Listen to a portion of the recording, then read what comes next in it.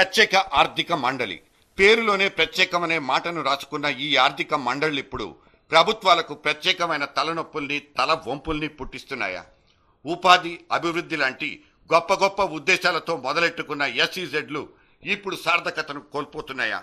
ఎస్ఈజెడ్ల గురించి non stop గా జరుగుతున్న చర్చలు అన్నీ ఇన్ని కావు. కాకపోతే ఎస్ఈజెడ్లన్నీ రియల్ ఎస్టేట్ జోన్లుగా మారిపోయాయన్న తాజా రుజువులే ఇప్పటి తాజా ఆర్థిక భయ కంపితాలు.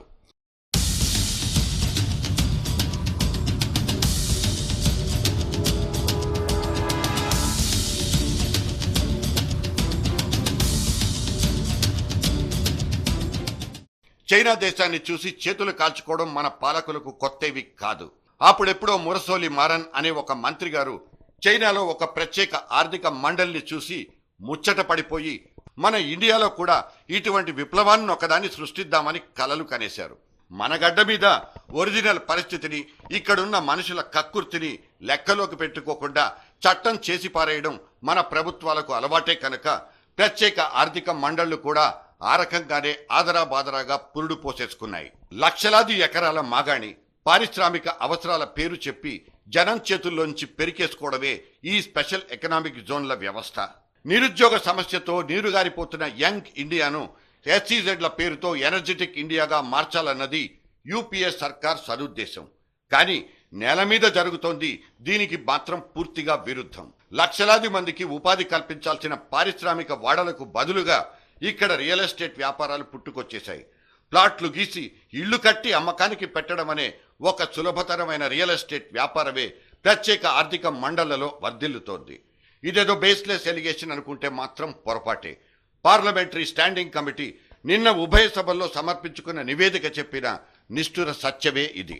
ఇబ్బడి ముబ్బడిగా ఇండస్ట్రీలు, ఐటీ యూనిట్లు కనిపించాల్సిన ఎస్ఈజెడ్లు ప్రైవేట్ వ్యక్తుల రియల్ ఎస్టేట్ వ్యాపార కేంద్రాలుగా మారిపోతున్నాయి.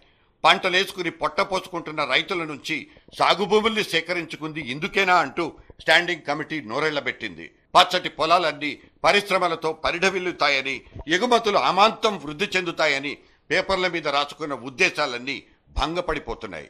ఒక్కసారి అక్కడేం జరుగుతుందో మీరు చూడండి అంటూ కామెంట్ చేయడంతో మన కామర్స్ మినిస్ట్రీ కళ్ళు తేలయ్యాల్సొచ్చింది. దేశం మొత్తం మీద 389 ఎస్ఈజెడ్లుంటే వీటిలో ఒప్పందం ప్రకారం తూచా తప్పకుండా నడుస్తున్నవి కేవలం 154 మాత్రమే. మిగతావన్నీ ప్రభుత్వం ఇస్తున్న రాయితీల్ని విచ్చలవిడిగా అనుభవిస్తూ పాలసీల్ని తుంగలో తొక్కిపెట్టేసినవే.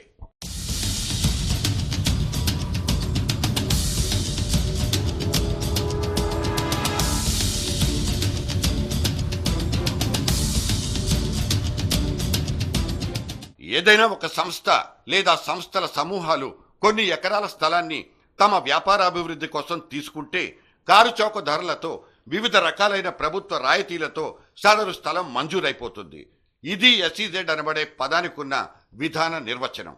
ఏ పరిశ్రమ స్థాపించబోతున్నారు, ఎప్పటికి పూర్తి చేస్తారు, ఎంతమందికి ఉపాధి కల్పిస్తారు, ఇటువంటి ఖచ్చితమైన ముందస్తు సమాచారంలో ప్రాజెక్ట్ రిపోర్ట్ సమర్పిస్తేనే అక్కడ ఎస్ఈజెడ్ కేటాయింపు జరిగేది. వ్యవహారం ఇంత పకడ్బందీగా జరిగిన పర్యవసానం మాత్రం ఘోరాతి ఘోరం. పరాయి దేశాల్ని చూసొచ్చి మన భూమి మీద కూడా ఇటువంటి స్వర్గాన్ని సృష్టించుకుందామంటే అదొక పగటికలుగానే మిగిలిపోతుంది. ఎస్ఈజెడ్లను సొంతం చేసుకున్న అస్మదీయులందరూ వాటిని ఇష్టారాజ్యంగా వాడేసుకోవడాన్ని గుడ్లప్పగించి చూస్తూ పోవడం మన కర్మ.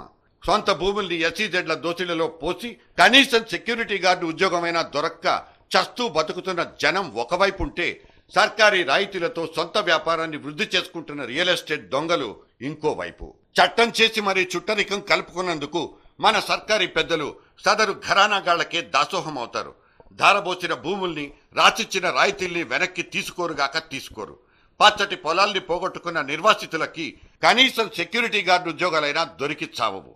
ఇప్పుడు చెప్పండి, ఇవి ప్రత్యేక ఆర్థిక మండళ్లా లేక ప్రత్యేక ఆకలి మండళ్లా?